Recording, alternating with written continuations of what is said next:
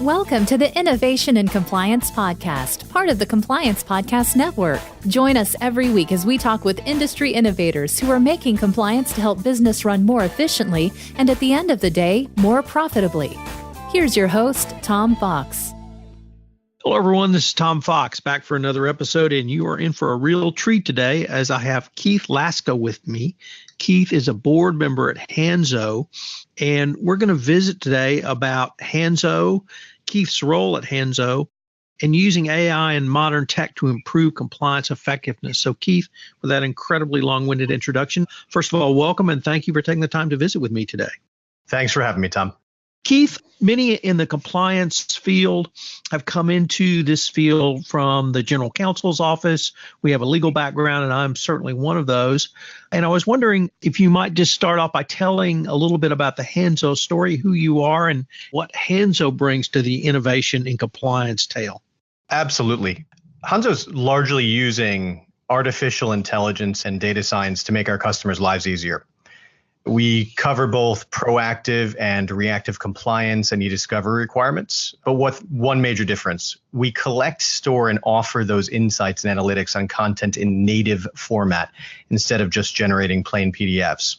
Although that may kind of sound trivial, rest assured it's anything but. It's actually quite a complicated process that our development teams at Hanzo have made look easy.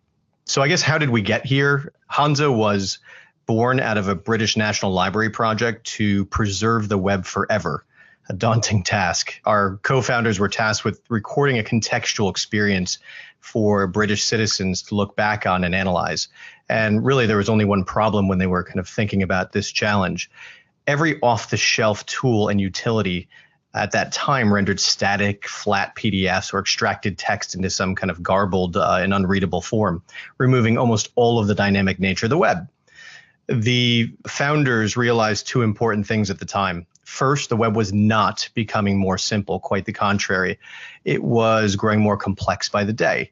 They needed to build a web crawling platform that captured everything, metadata, JavaScript, dynamic text, videos, to play back in native formats so that future generations had context. And secondly, the founders had the foresight to realize that collecting native format web data was the only true way to provide quality insights and analytics on that collected content. So in essence, Hanzo cuts through the web, extracts the syrupy essence of the information you're looking for, and the company was born. Some of the problems you've articulated really speak to the modern compliance function and the modern compliance practitioner. And one of the things that the government continually talks about is compliance effectiveness. And they've moved from, do you have an effective compliance program, to demonstrate you have an effective compliance program. And that, of course, means measuring compliance effectiveness. What does Hanzo bring to that issue? Absolutely. One thing is just to kind of collate and collect and preserve web and social media content for regulatory purposes. The other is to actually analyze it and try to act on the information as effectively as possible. You know, over the past 5 years, we've archived over 2 billion web and social media pages, over 400 million in 2018 alone. On average, we archive about 800 pages per second. But the key here is that it's not just normal archives, it's interactive, dynamic, replayable content. And so when you're dealing with, large scale future trends like hyper personalization and the challenges that marketers and compliance have in wanting to promote their product or service, but also be cautious and careful that they're taking the right steps, effectiveness is the only way to measure that time to market and some of the critical decisions that compliance officers have to make on a daily basis. And so ultimately, the analytics and the add-ons that we have in our platform allow you not just to collect that information, but to measure how effective you are proactively and reactively with that information. So when you brought up the point of the add-ons to the platform, I was wondering if you might be able to maybe just go through those and give us a few words about each of those add-ons and what they add to present a comprehensive set of tools. Absolutely. To try to figure out how we came to market with the Hanzo Dynamic Archive platform and the tools and utilities that are contained therein, it's kind of important to take a step back and realize what we're dealing with almost as a human race in terms of web information. There's an adage out there, if you haven't studied law, representing yourself in court is like bringing a knife to a gunfight. Well, machines now run the web. And quite possibly humans need to start bringing AI to that fight as well to level the playing field. So if we take a step back and look at the web's composition and power balance is largely asymmetrical. And the job we're trying to do is to bring symmetry back to that equation. The web is a dynamic, contextual, at times confusing information store that really can't be controlled. It can be understood, however. It can be investigated, analyzed, and defensively harvested. So we have our constituents, right? The e-discovery and compliance officer, who tend to get lost in the complexity of the web. It complicates the obligation customers have to piece this full picture together they need to do their jobs properly. At the same time, forensic, fraud, AML, anti-corruption investigators are fighting an asymmetrical balance of power because the web is challenging to dissect, understand, and interpret. And it's almost extremely difficult, if not impossible, to discover the truth. So we've invested significantly in the perfect mix of technology and data science to kind of bring symmetry back to those customers. And it comes through the Dynamic Archive platform. There are 4 components to this platform. The first is Hanzo Investigator. So this is e-discovery and compliance focused.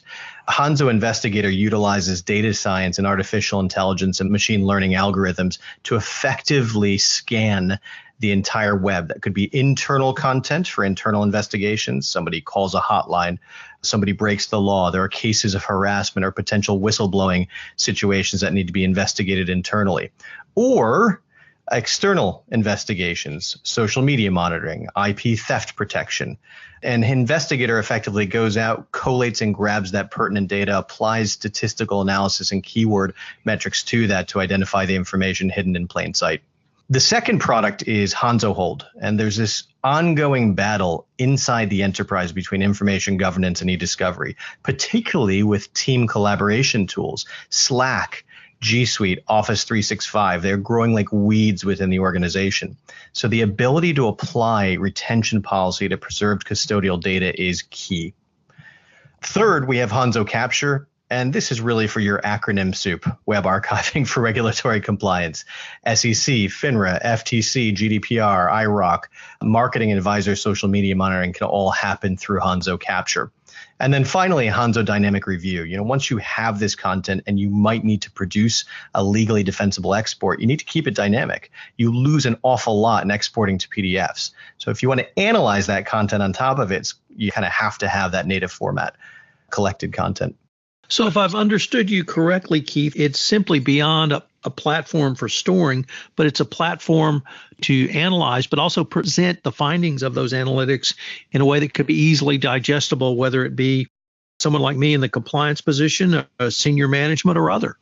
Absolutely. And, ultimately, as we know, measuring compliance effectiveness is the future of compliance. We ultimately want compliance and marketing professionals to save time, reduce stress, automate workflows, have a general peace of mind that they are following the rules and procedures they've set out in the code of ethics that have been set out for the organization. And we want to promote collaborative relationships between marketing and IT. So whether you're in compliance or whether you're in marketing, ultimately anyone is cautious of new software and tech they bring into the business. And people in marketing are hesitant that compliance will, in some cases, understandably limit their creativity. But if we can help compliance professionals overcome those hurdles, not just to help their company succeed, but also build stronger, more collaborative and trusting relationships between those departments, it's really a win for everybody. So we have a few minutes left, and I would like to really turn to one of the most important topics, I think, in the compliance profession today, and that's really the difference between a reactive and a proactive compliance program. The government has made clear that a simply paper program that's reactive only is no longer sufficient, and you need to be more proactive. How can these suite of tools help the compliance practitioner or even the business process owner be more proactive? That's a great question, Tom. To date, most compliance tools and utilities provide reactive support to regulatory guidelines. Okay, so if you implement the correct tool internally or set of tools internally, you might sleep at night, right? And that involves investigations, regulatory action, maybe change-based alerts. But really what we should be challenging ourselves with as innovative vendors in this space that now have the ability to apply AI and data science and machine learning to this problem is to help our compliance officers sleep well at night and just not sleep at night. And really, that means redirecting our efforts as aggressively as possible towards proactive compliance. So that could be anything. It could be in the area of due diligence with employees, third parties, supply chain management, monitoring, data retention, contextual web and social archiving, and of course, remaining compliant with all the emerging trends. There's a huge trend right now with web content management. Our partners, Adobe, Sitecore, SDL, Tridian, all of which we integrate with, to enable hyper-personalization on the web. That sounds fantastic to marketers. What do you mean I can basically code 1,000 different use cases for 1,000 different profiles visiting my website at any given time? But for the compliance executive, that can present headaches and hurdles that are just seem almost impossible to overcome. You really need a tool and a suite of tools that can effectively guide you as you work with and partner with marketing to enable some of those strategies.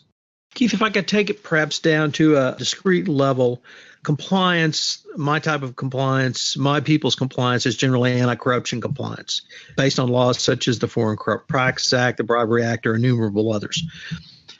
Corruption is generally seen as a subset of fraud, and fraud examiners continually talk about how you can follow the money. And this discussion that we've been having seems to me that it gives the power back to the compliance practitioner or even a fraud examiner in the asymmetrical detail of information you talked about between what's out there on the web and what may be in your company's own data. It allows you to, if not level the playing field, perhaps follow the money a little bit more closely. Would that be a fair assessment? It really would. And, I would just guide listeners to this one fact. By the year 2020, which is next year, on average, 50% of the workforce will be made up of millennials. I don't know if you engage much with that generation. What I've noticed over the past few years is that I use email maybe once or twice a day, and I use social media and collaborative platforms for most of the communication. That is something that's very interesting, whether it's internal content or external content. In terms of anti-corruption, fraud, a lot of the information that's available to find that smoking gun is actually out on the web. It's on social media platforms. We're seeing it in China. We're seeing it across Europe and the United States. The ability to analyze, pull back relevant data and act on information on collaborative and social media platforms is really next level kind of symmetry, if you will, in terms of bringing that power back to our customers. And if I could maybe talk about that from the regulatory perspective, it's very interesting because in November 2017, the Department of Justice, when they set out a new FCPA corporate enforcement policy, spoke directly to that and said that companies, it is now your responsibility to data mine and preserve those communications in non-traditional communications channels. So this is one of the instances where we have the government actually a little bit ahead of the curve in driving the solutions that not only business, but business providers must put in place. Very interesting. Absolutely. We're lucky enough to be one of the leaders in data science-driven compliance, e-discovery, and investigative software. We work primarily with Fortune 1000 and government agencies, and we see these types of questions and struggles and challenges happening within our customer base on a regular basis. Well, Keith, unfortunately, we're near the end of our time, but I've been visiting today with Keith Laska, board member at Hanzo, and it's been a fascinating discussion on not only the history and story of Hanzo, but how you can use AI and modern tech to improve compliance effectiveness. Keith, I greatly look forward to continuing the conversation. Me as well. Thank you, sir. If you're a compliance professional looking for a convenient and effective way to fulfill your continuing education requirements, go to fcpacompliancereport.com/courses and choose from 4 hour-long training packages that will keep you current. That's fcpacompliancereport.com/courses.